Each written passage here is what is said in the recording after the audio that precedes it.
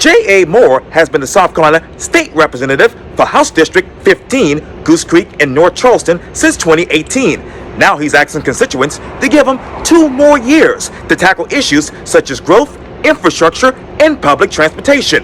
I talked one-on-one with the state representative for this edition of Quintin's Close-Ups. And if you haven't already, subscribe to my YouTube channel and like Quintin's Close-Ups on Facebook.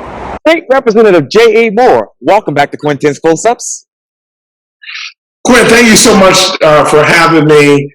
It's been a few years since I've been on the program, and I remember it's been over 8 years since we first met, so I'm just excited about all the work that you've done in the community, and I just want to take this chance to say thank you for your dedication to providing a much-needed service to all of us. You're very welcome. I'm happy to serve this great community. You know, you have been a state representative for House District 15 since 2018, and I know there's a lot of changes in your particular district from then to now. Let me ask you this, state representative, how do you make District 15 competitive today so that you can make South Carolina better tomorrow? I think one of the things that we've been working on for the past 4 years in District 15 and across the state is we championed for and got allocated millions of dollars in mental health awareness and wellness at the Department of Mental Health treatment for so many people that need it. We worked really, really hard for our Health Education Act, which is now the law, to require mental health awareness and wellness taught at our public schools. I'm really excited about champion infrastructure in this state, much needed infrastructure, especially here in the Low Country, as we see tremendous amounts of growth. So being an advocate for, and that being one of the issues very, very much been a leader on. And I think overall, what we've seen in the state is tremendous amounts of growth. I'm a small business owner. I can talk about it firsthand. But what I'm proud about the work that we've been doing is we've been trying to do things to keep money in the pockets of so many working people in the state. My predatory lending bill, for example, does just that. Try to make sure that people don't use predatory practice to lend money to individuals that need it in a very desperate time. And also when it comes to for-profit colleges. And so we've been doing a lot of work for a lot of people, and a lot has changed. But look, I mean, we have so much more work to do. We still have so much more work to do around veterans. My Veterans Bill of Rights is something that I've been working on for the past 3 years to give more access to jobs, training, education, and healthcare for our brave men and women that have served us and are a big part of the freedoms that we enjoy in this country. So again, we've done a lot, but there's a lot more work to do.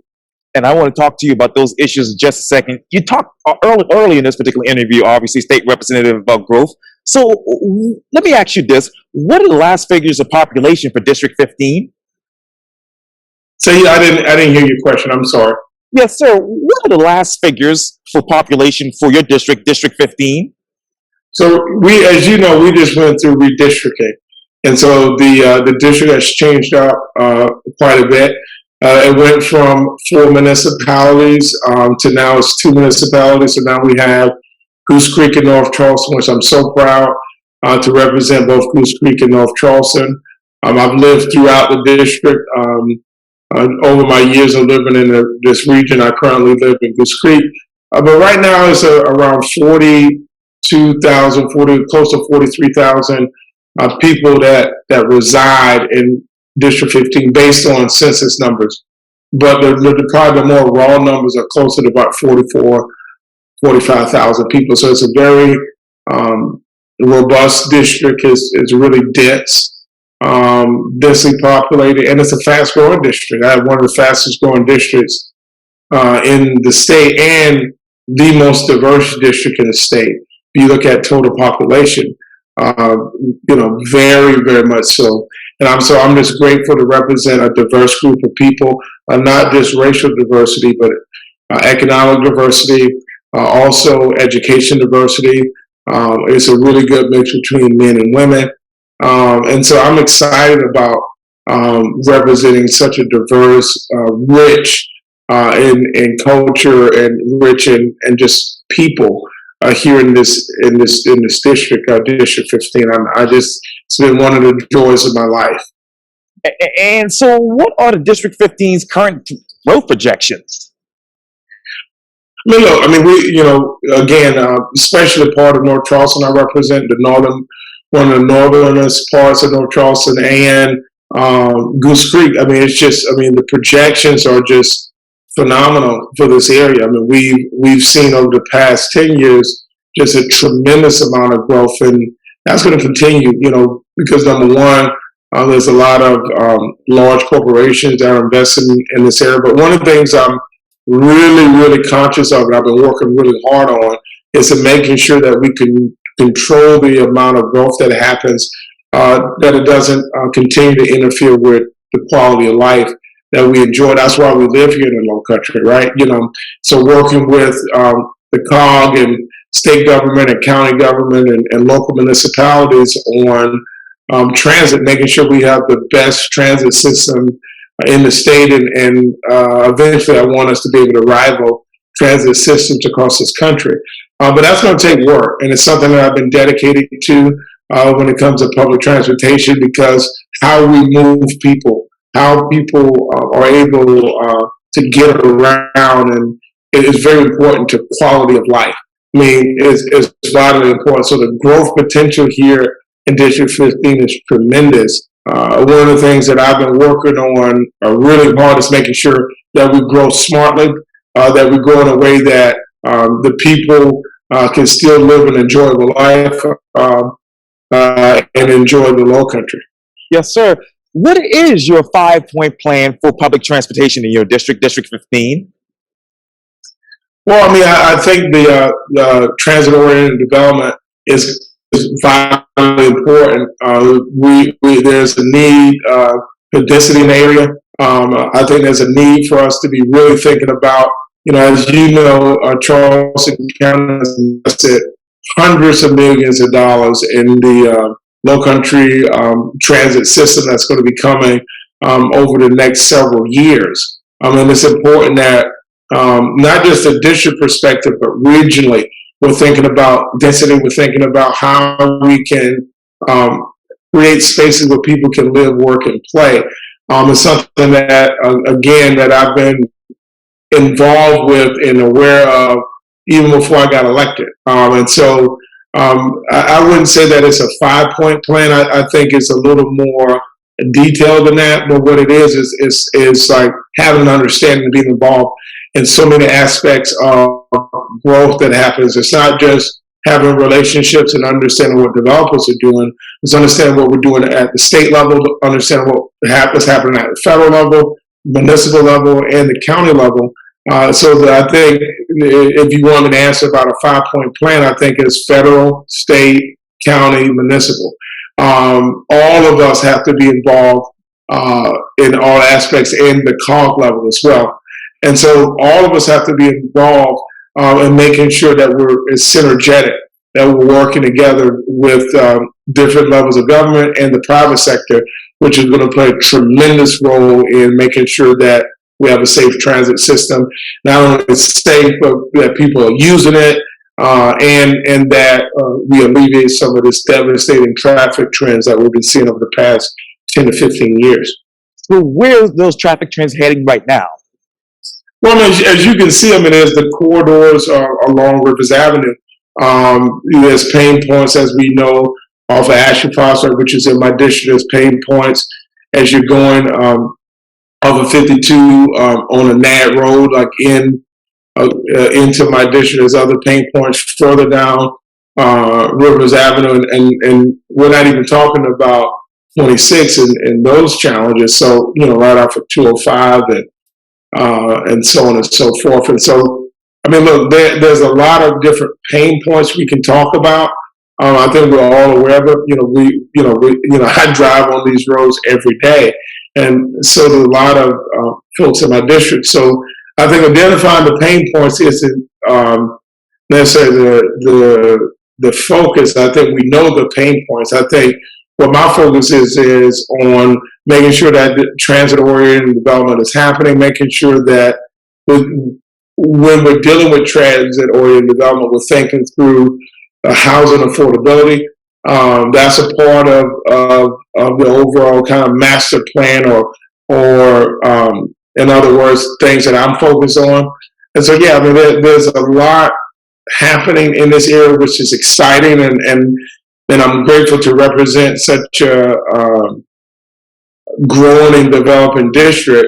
We just have to make sure that we keep,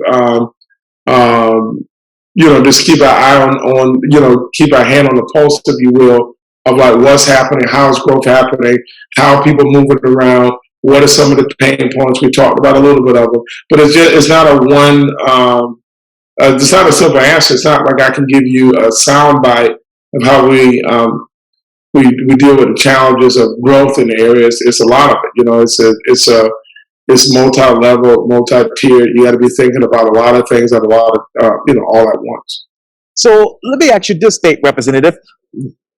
When you talk about affordable housing, how should Charleston County and Berkeley County create a dedicated funding stream for attainable housing development through zoning and other planning tools? Well, I mean, I think that is something that we've seen that the Charleston County has set aside upwards of $20 million of kind of initial what we're hearing for housing affordability. I think we have to get creative. I think it's really working with some of the local developers here. But there is going to be a gap in funding, as so many people talk about. In order to bridge that gap, we're going to need county and state funding and federal funding, quite frankly. But then we're also going to need people in the community to really get engaged and be aware of it. And incentivize. We got to incentivize developers to do it. I mean, there's so many different proposals that we talked about at the State House over the past several years since I've been elected to get that done. But I think the key is doing something. We can do, the county and otherwise can do studies on the issue, which I think are important. But I think we have enough studies now to start doing implementation and supporting organizations and groups and private sector individuals that understand the importance of housing affordability. One of the things I'm excited about is that the Chamber of Commerce is something that is in their legislative priorities. It's housing affordability because businesses, both small businesses like mine and large corporations like Boeing and Volvo and Mercedes understand the importance of making sure that workers have a high quality of life. That's vitally important. And housing is one of the essentials.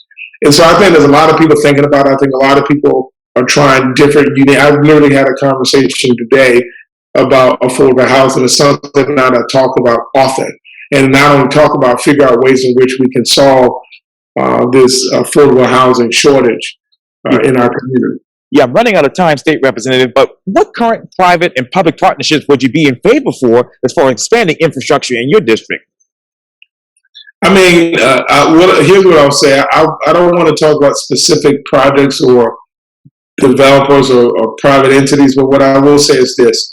One of the bills that I championed and we wrote and we're actually drafting new legislation now is public-private partnership legislation. We're one state that don't have clear laws in place about how public-private partnerships should be run, how they be funded, kind of who's overseeing those projects. And so I've been working for the past 3 years on public-private partnership legislation. We desperately need it here in South Carolina when we're talking about infrastructure, when we're talking about projects that for whatever reason government haven't been able to build and finish. So it's something I'm glad you brought it up because it's something that I've worked on for a long time now, almost since I got elected. So how many infrastructure projects are there in your district currently? There's a number of them. I don't have those statistics in front of me, but there's a lot of DOT projects happening now. There's a lot of private I mean, there's a lot of private sector buildings going up and revitalizations happening. But I don't have the direct statistics to tell you exactly how many projects are or shovel ready or currently under construction. I mean, there's a ton of them. Literally right behind my townhouse, there's uh, another kind of multifamily complex that's going up. There's a number of projects happening in and around District 15, which I'm super excited about. Okay, you talk about obviously your townhome that you actually own. So, what's more important for your district right now, State Representative? Is it building new homes in commercial space, or rehabbing, expanding, and better utilizing the existing homes and projects that you have? It's all of it, right? I mean, I think all of it is important. I think we have to continue to redevelop and develop, and also make sure that people's quality of life is there. We have to make sure that, from a housing affordability standpoint, that we're being conscious of the people that are currently living and working in these areas. I think infrastructure is super important. We haven't even talked about clean water. That's vitally important. I've been working tirelessly since I got elected on clean water initiatives and legislation. All of it's important. I mean, government, has a role to play in making sure things happen, but the private sector has a tremendous role as well. And so all of it is important. There's a need for multi-family homes. There's a need for single-family homes. There's a need for large commercial projects. There's a need for infrastructure projects. There's a need for so many different. I didn't talk really enough about education and this call today. I mean, there's so much that needs to happen. All of it needs to happen. We need to continue to be pushing forward as a state, a district. Just have to keep going. I mean, I'm excited to work for the people for the next 2 years, and so look, I'm looking forward to it. So, let me ask you this: where is the land in District 15 for multifamily homes? I mean, it's all over. Again, like I said, they're working on a project behind the townhouse that I own off of Stanhope. I mean, there's tons of projects, multifamily home projects happening in and around the district. I just gave you one example of it, but the district is a pretty good sized district. I mean, so there's land available and projects already happening. That's really exciting. Let me ask you this, State Representative: how many homes in your district have been built at a fairly consistent rate? Again, Quintin, that's something that I don't have that. I don't have that answer on me. But what I will say is this: is that there's a lot of growth happening in and around my district. And again, what I'm trying to focus on is making sure that there's a level of housing affordability, but also making sure that we have the infrastructure in place as we grow. I mean, making sure that we clean up our water system, making sure that our roads are better, making sure that education system is better. We really have to start talking about expanding broadband, leaving outside of my district, so people that live in my district, that work outside of my district, or travel and have family members outside of my district in the more rural parts of the counties, have access to broadband. So there's a lot of work to be done. But again, me trying to answer specifics about building, how many buildings are being pulled up, or I just don't have that information in front of me, Quintin. But there's a lot happening. I'm excited about it. Well, let me ask you this, man: what is the median home price in your district?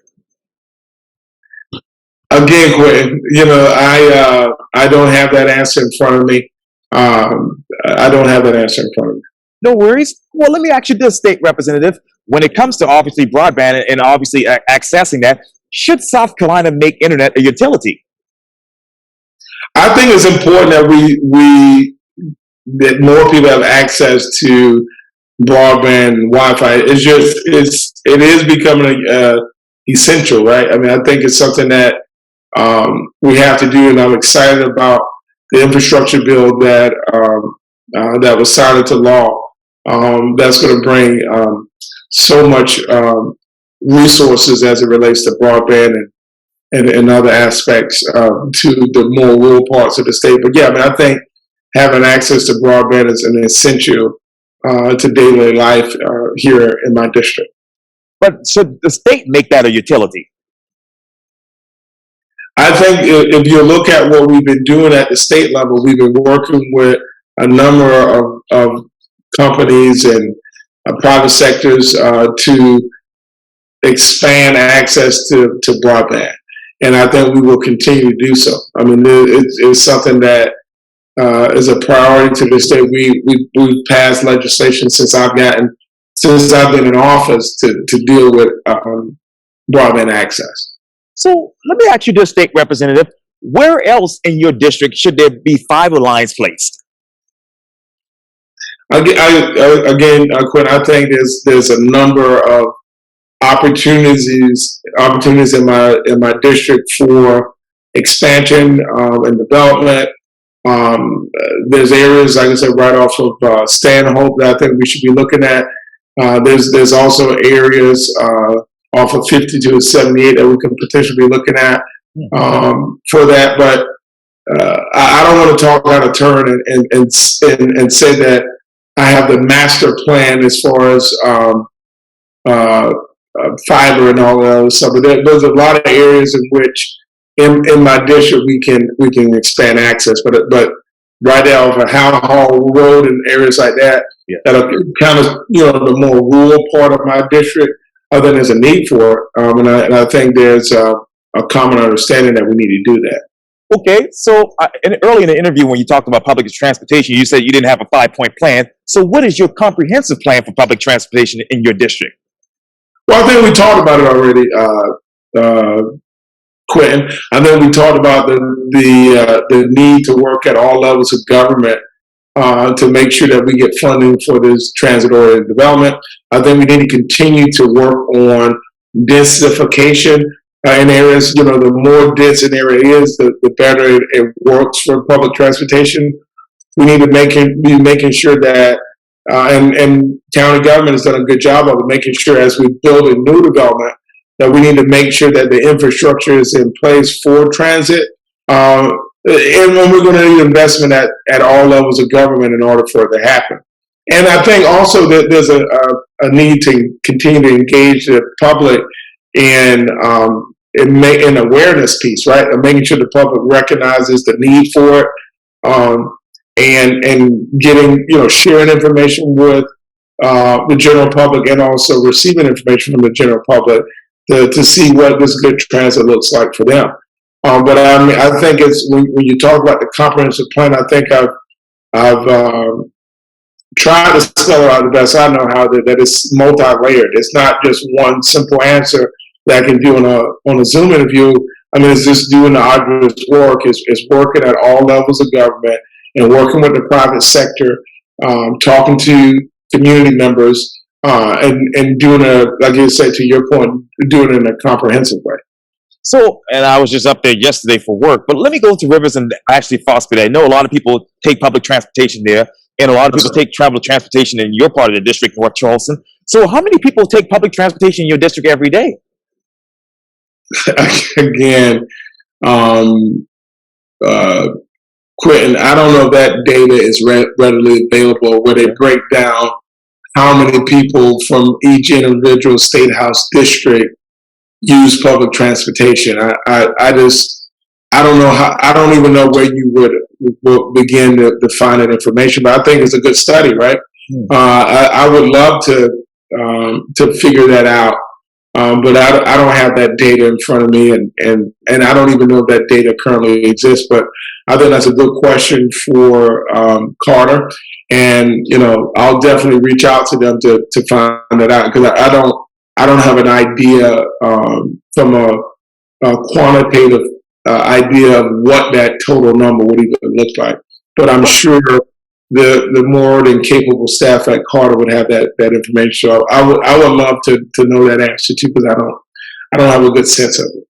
And let me go back to infrastructure, state representative. What is the existing infrastructure repair that will actually accelerate economic growth in your district? Oh, we talked about it. I mean, we're talking about it right now. Quintin, we're talking about this transit system, this bus rapid transit that's going to be happening on the Rivers Avenue corridor, and a large part of my district is Rivers Avenue, and my Goose Creek part of my district, right off of Nat Road, kind of spills into, if you will, 52 kind of transitions into Rivers Avenue, and there's going to be some need in the coming years, next 5 to 10 years from Goose Creek and Berkeley County to invest in transit. But I think that's the main thing now that's happening. That's going to really ramp up growth and development and economic opportunities for the area. So, what 10-year plan would you submit to the Department of Transportation to correct the backlog of maintenance and actually fix roads in your district? Well, I mean, the thing is I think that that's a really good question, actually, Quintin, because I mean, I think we've seen so many projects over the past several years come up that need to be done. I think the Department of Transportation is doing the best that they can. I think there's a lot more that will be done, especially after this federal infrastructure bill that's going to provide much needed resources for the Department of Transportation. But I also think there may be a need for us at the legislative level to look at other ways in which we can make the department better. And so, look, I'm excited about the investment that we have from the federal government. I'm excited about there's a lot of shovel-ready projects in my district that are currently happening. There's a lot of work that's being done right now off of Red Bank Road. So there's a lot of stuff happening. Right. And so part of my role as a legislator is to continue to advocate for the people here, and that's what we'll do. And so having conversations with Department of Transportation. I mean, we've held town halls with the department, and so people have expressed some of your concerns as well. And I mean, there's a lot of small items that need to be done as far as potholes and sidewalks and so many other things, and we've been trying to be advocates for the community for that stuff. So, what is your connectivity plan for District 15? What is my what? I'm sorry? Yeah, what is your connectivity plan for District 15? Are you saying client activity or connectivity? Connectivity, yes, sir, connectivity. Can you hear me? No, I'm kind of. You said connectivity? Yes, sir. That's what I said. I'm sorry about the delay there. Yes, go. Yeah. Yeah, no, it's all good. Yeah. Well, again, Quinn, I think we've kind of touched on this, but I'll reiterate it. I think what's happening with the transit-oriented development that Charleston County has invested a significant hundreds of millions of dollars in, along with the federal government. I think that is the connectivity plan that's currently underway. I think there's a need when we're looking at it to densify certain parts of that corridor, and that's actively happening. Working with the private sector on that. So I mean, there are plans in place that are currently happening. What I've tried to do, and what we will continue to do, is be advocates for our community, so we know what's going on. And there is a need, and I think I've said this before, but let me reiterate this. There is a need, or will be a need in Berkeley County to invest in that connectivity that you're talking about. And there are plans, and again, they're just right now just renderings, but there are plans to connect the transit oriented the low country low line. It's not low line, the low country rapid transit system that literally runs from Latson, and we throughout my district all the way down to Charleston. There are subsequent plans for that to eventually spill over into Goose Creek. So that's happening, Quintin. Those plans are currently underway. Yes, and what I'm trying to do is advocate for them talked with the mayor and county council and others in Berkeley County that we need to, when we look at long term, we need to invest. We need to invest in public transportation, and I think it's happening. And I'll get you back on Quintin's close-ups later this year or next year to talk more about that, but I have less than 20 seconds, so I want some yes or no's out of you. Abortion. Should South Carolina lawmakers consider punishing abusers with involuntary vaccinities instead of punishing victims with involuntary pregnancies? Quinn, I really, that was a lot question, but what I will say this is my position has always been that women should make the choices, healthcare decisions for themselves, just like men are able to do. And so that's my position on that. And yeah, I mean, that's my position on that. I mean, women should be able to have the healthcare decision choices just as we do as men. State Representative J.A. Moore, thank you for your time and welcome back to Quintin's Close-Ups. So good to be with you, Quinn. Likewise.